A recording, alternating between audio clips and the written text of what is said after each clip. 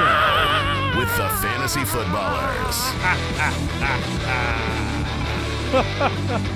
Welcome to the show after the show. I had to go with kind of the evil queen starter because I'm in the midst of a Disney draft. You're in the midst of a what? Disney draft. When the off season's happening, you got to get that draft fixed somehow. So me and Scott Fish sets these things up. We're drafting Disney animated characters if you want to follow that. You want to run your team back for us real quick? Sure. Up through 3 rounds, I feel we are smashing we're dominating. We are smashing it. We're at the 6th spot, so right in the middle.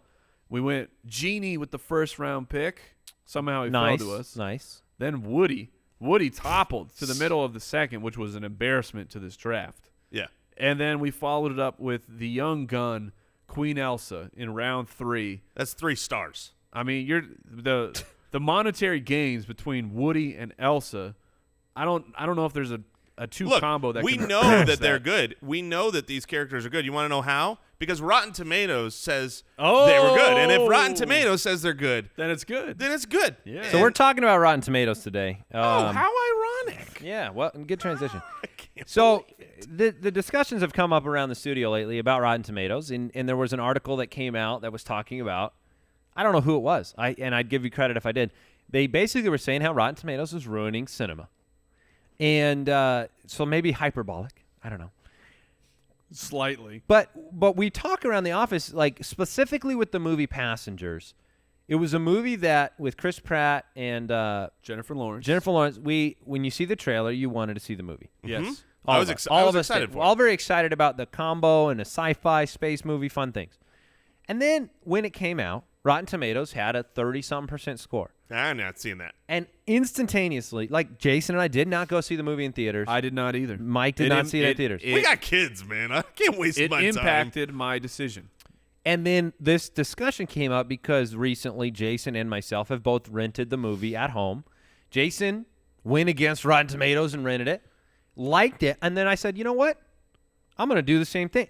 I really liked the movie. I thought it was enjoyable. It's not going to win an Oscar, but it was a very entertaining movie. If I had given it a percentage, it wouldn't have been in the 30s. It would have been in the 70s.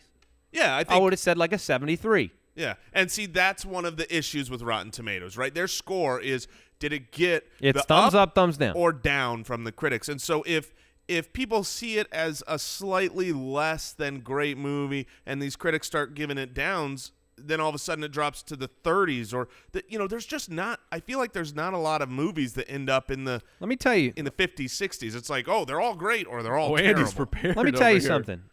Let me tell you 3 movies with Rotten Tomato scores that may baffle you. Home Alone, where do you think that is? Ooh, Home Alone's a classic. Oh, well, the thing is, Home Alone's a kid's movie. That's not going to draw a critic's rave review. It should be like 68. You need to poll kids on that one. 55.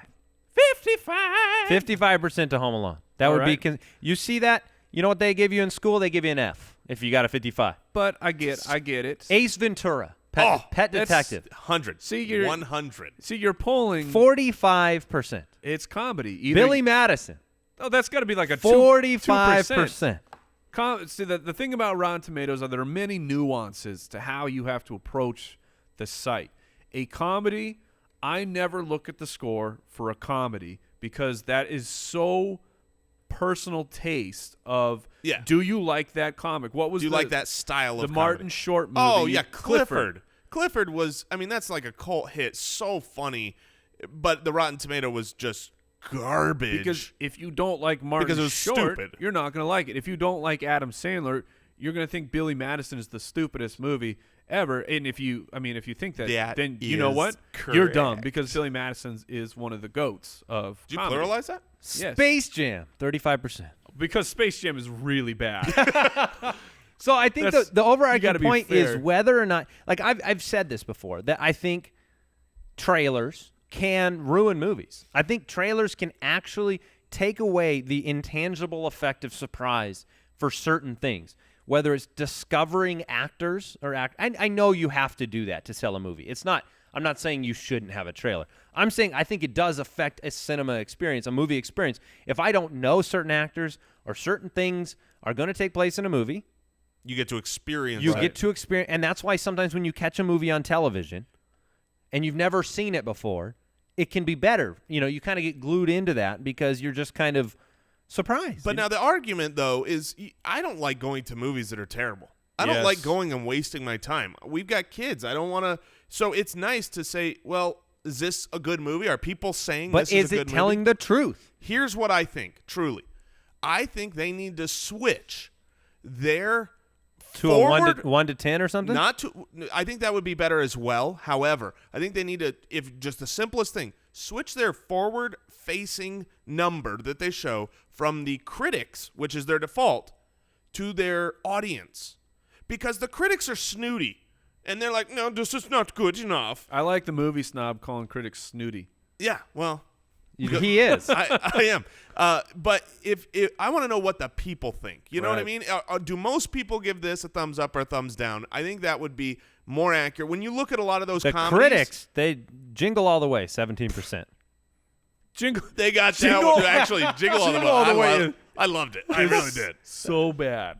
But I have 2 points. All right, I want to hear one point for you talking about the trailers, and you know who I think is the absolute best at trailers of making you want to see a movie, but you know nothing about the movie is Pixar. Whenever I see a Pixar trailer, I don't know what the movie's going to be. Right. Like, do you remember the trailer for Brave? You're like, I'm all about this. I mean, this is really interesting. Yeah. And you go, and you have no idea what the plot is. Right, but the movies are always great. I mean, but Pixar has also earned something. 2. The thing about Rotten Tomatoes that I like is I don't want to waste my time like Jason with a bad movie. I have never gone to a movie where it got a really high Rotten Tomatoes score and I've been disappointed in the movie. Right. So there's some confidence. No, never. There's confidence with the I got high. a list. Yes, because confidence the with the high scores. But so you're saying if it gets a high score, it tells you something. Right. There is the inverse of that though, where there's low score Rotten Tomatoes movies that I enjoy, but I appreciate the service because I don't want to. You got to call the parents. You got to call the babysitter. But you told me something the other day that makes sense. I've gone to movies and I haven't been upset that I paid for it if they have a high Rotten Tomato score, but it's also been built up so much. Yes.